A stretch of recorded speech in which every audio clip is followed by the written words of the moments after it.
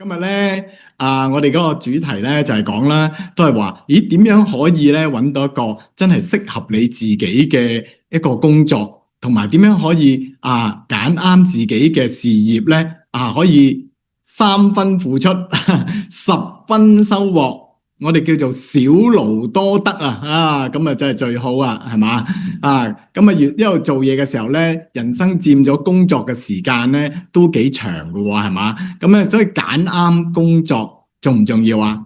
好重要啊，係嘛？咁今日咧我哋多少少互動喎。咁多位朋友，咁咧我哋喺陣間嘅時間咧，我會問大家一啲問題嘅時候咧，你哋都不妨喺聊天室嗰度咧同我互動一下，好嗎？好啦，點樣先可以做到咧？揾到自己為之最適合嘅工作咧？其實就係首先要揾到自己嘅天賦潛能。每一個個性能量寶寶咧，都有佢自己得心應手嘅天賦潛能嘅喎。咁我哋一齊嚟睇下。咁多位朋友，你有冇喺 iMatrix 嘅裏面咧透過我哋呢一個免費嘅一個測試，咁咧就知道自己係屬於邊一個個性能量寶寶咧？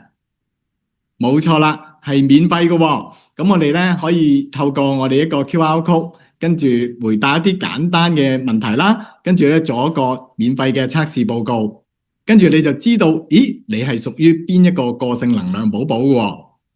代表乜嘢啊？代表你有呢個個性能量寶寶嘅一啲性格特質。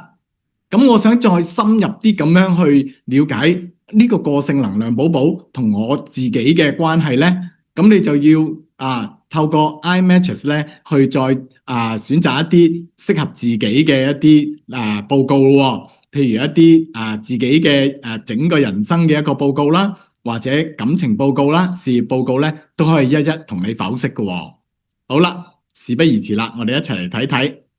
大家都知啦，係嘛？你身邊嘅朋友做咗未啊？OK，你嘅家人做咗未啊？同佢一齊分享下。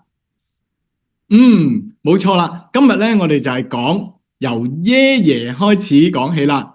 咁我哋喺線上面嘅朋友有冇爺爺嘅朋友啊？我哋喺屏幕嗰度打爺爺YEYE 係啦，或者咦，你嘅家人係咪爺爺啊？你嘅小朋友有冇爺爺啊？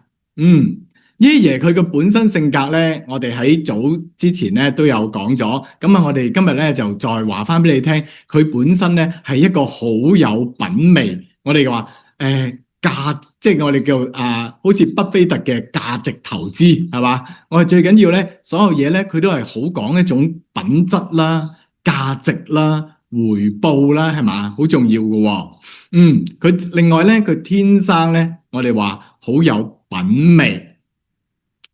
好有自己嘅 style 咁形象最重要啦，係嘛？咁你所以覺得咧，見到爺爺嘅朋友咧，幾時咧都係我哋話風度翩翩係啦，男士風度翩翩，女士咧儀態萬千係嘛？哇，真係行出嚟嘅時候咧，你會感受到咧，好似我哋爺爺咁樣嗰個金光閃閃係嘛？冇錯啦，呢個咧就係佢一個特質嚟嘅。相當之聰明嘅，咁另外咧對家庭啦、對事業啦都係好體貼嘅喎。咁好多時咧，佢有陣時諗嘅出發點咧，都會係以家庭為重嘅，呢樣嘢好重要喎。甚至乎咧，家族嚟講咧，佢都係好兼顧嘅。咁我哋見到好多個性能量寶寶爺爺嘅朋友啦。佢唔單止照顧佢嘅家庭，佢仲要照顧佢整個家族，或者整個家族都以爺爺為榮嘅喎。哇，係咪好緊要啊？係啦，咁家族裏面如果有爺爺嘅朋友咧，我哋話係時候光宗耀祖啦。好啦，咁喺工作方面咧，咁爺爺咧，佢真係一絲不苟嘅，佢會好細緻，要求好高，咁對金錢方面啦，價值方面啦，咁佢有自己嘅獨特嘅一啲吸引力。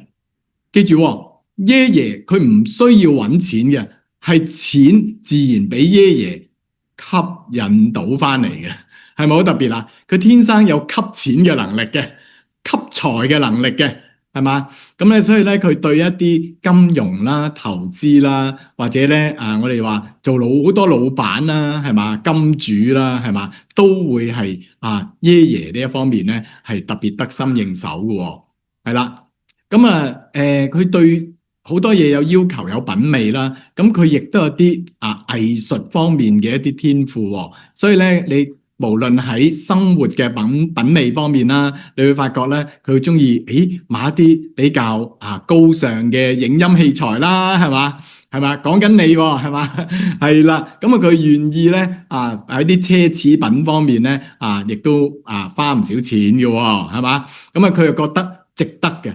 因為咧，佢除咗享受之餘咧，佢仲會話翻俾你聽，你睇下我呢個咧係幾年嘅限量版嚟㗎，哇！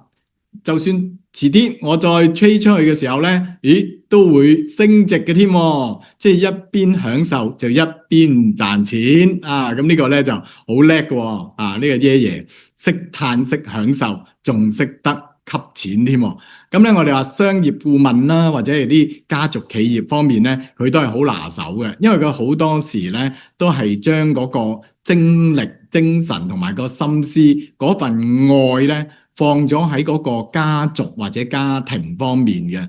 咁凡事咧佢都係以大局為重嘅，所以咧你經常聽到爺爺有啲口頭禪嘅，我哋要顧住大局嘅。OK，我哋要顧住家庭嘅，我哋要顧住整個家族嘅榮耀嘅，所以你會發覺佢哋幾時咧都係喺個大局嗰度出發嘅。好啦，心態方面啦，我哋話好有品味啦。咁另外咧，你同阿爺爺傾偈嘅時候咧，都會覺得佢好有溫度嘅。幾時咧，佢都係同你講一啲大嘅格局啦，講一啲愛方面啦，即係點樣可以咧令到唔係佢自己好，係所有人或者整個家庭或者家族或者整間大嘅公司咧，佢要大家好，係咪幾唔錯啊？咁就佢對於成功咧佢唔係淨係喺度計算嘅，佢亦都係好有一啲感受。即係佢對將來嘅價值方面咧係睇得好重嘅，係嘛？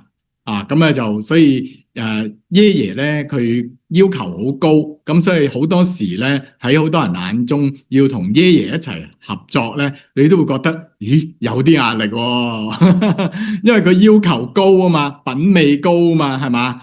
咁就不得了啦。好啦，咁我哋睇下爺爺佢嚟呢個世界上面。佢要收嘅心就係叫做同理心啦。點解咧？唔通話爺爺冇同理心？唔係咁嘅意思喎。而係話爺爺好多時咧都係覺得本來就應該咁有品味噶啦，係咪？我哋今日一齊去食一餐，唔係呢個米芝蓮餐廳點去啊？我哋住嘅酒店房唔係5星級，點住啊？係嘛？即係咧，佢好多時咧，佢對於個要求嚟講咧，佢都係好極致嘅。咁甚或乎咧，喺好多人眼中咧，會覺得哇，你會唔會有啲吹毛求疵咧？即係過分咗。咁但係佢又未必會完全去喺別人心裏面咧嗰個 situation 嗰度咧諗一諗個問題。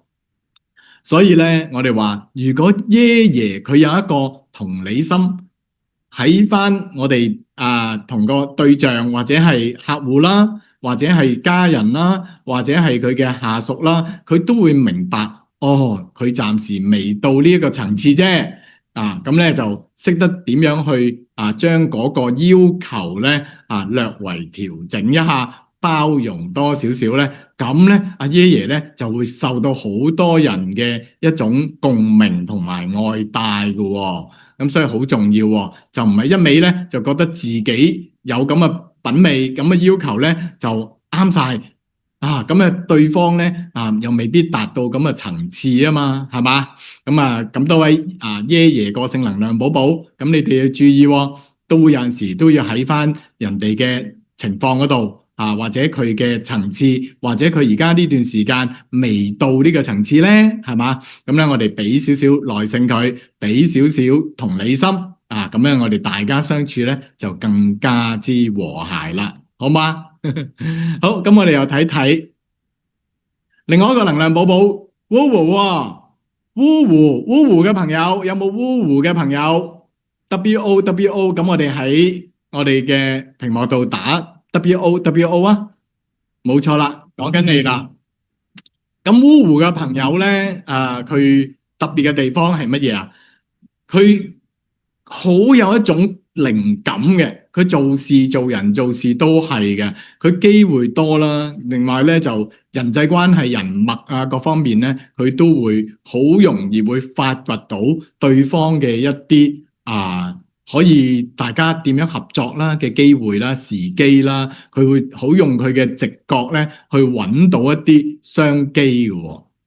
所以咧，Woo 咧喺工作方面咧，尤其是喺人脈開拓，即係我哋話最適合資源整合方面咧，Woo 咧就係一個高手嚟嘅喎。嗰個合作關係啦方面啦，咁咧嘅工作啦，咁佢需要用到人去開拓市場嘅時候咧，Woo 咧亦都係一個高手嚟嘅喎，因為佢要人就有人啊嘛，係嘛？係啦，咁顧問諮詢或者係一啲機會導向嘅一啲商業啦、成長型嘅角色。咩叫成長型嘅角色咧？因為Woo 咧，佢會喺任何嘅遇到工作方面嘅問題嘅時候咧，佢會一針見血咁樣話翻俾你聽個問題。你睇佢個樣好似冇喺度留意，冇喺度聽緊你講，但係其實佢又答得出嘅喎，係嘛？咁呢個咧，因為佢有嘅特別嘅天賦咧，就叫做洞察力。嗰個洞察力咧，佢就變咗好多事情未發生之前咧，佢已經有咁樣嘅靈感啊！係咪對做生意或者對未來規劃咧係好着數啊？係咪好有優勢啊？冇錯啦，所以咧我哋話 Woo 嘅朋友冇錯啦，佢可以咧做一啲策劃啦，我哋話譬如一啲整體關於人事公司嘅整個大方向各方面啦或者未來點樣去行事啦咁樣或者佢會好容易揾到嗰個問題嘅精要喎，係嘛？咁咧佢有嗰個洞察力啦，佢亦都有行動力啦，係嘛？咁我哋話唔單止係咁樣啦，佢咧仲會識得借助每一個身邊嘅人嘅一啲特質咧，佢會直接咁樣咧去激發起其他人，咁亦都佢冇咁容易屈服嘅。當 Woo 佢睇到個問題嘅核心所在嘅時候咧，外面可能會有好多嘅意見啦，好多嘅一啲聲音或者係阻止佢嘅時候咧，阻力嘅時候咧，Woo 咧佢會十分之堅持嘅，話俾你聽。點啊？因為佢會覺得佢嘅洞察力、佢嘅靈感，佢好相信呢樣嘢。咁變咗你同佢拗嘅時候咧，你就要有充分嘅準備咯。因為 Woo 咧佢係非常之對於自己嘅直覺堅持咧係100% 有信心嘅，係啦，咁好難拗得贏佢喎，係嘛？OK，咁Woo 咧佢好得意嘅，佢對於佢中意嗰樣嘢嗰個事咧，佢就好熱情嘅。但係當佢有陣時覺得，呢樣嘢我都明啦，我都識噶啦，咁佢就會擺埋一邊咯，又放低佢咯。人事關係方面都係咁樣一樣嘅，即係佢會由於佢太多嘅一啲人脈關係啦，咁有陣時咧就可能會變得比較冷漠。點解啊？因為太多嘛，咁應接得新嘅朋友、舊嘅朋友咧就擺埋一邊嘅咯，係咪咁啊？咁所以咧，我哋話如果 Woo 佢能夠保持佢嗰個心中嗰團火，冇咁快咧就我哋話移情別戀係嘛？或者貪新忘舊咁嘅時候咧，咁咧我哋就話非常好啦。佢一路 keep 住嗰個熱情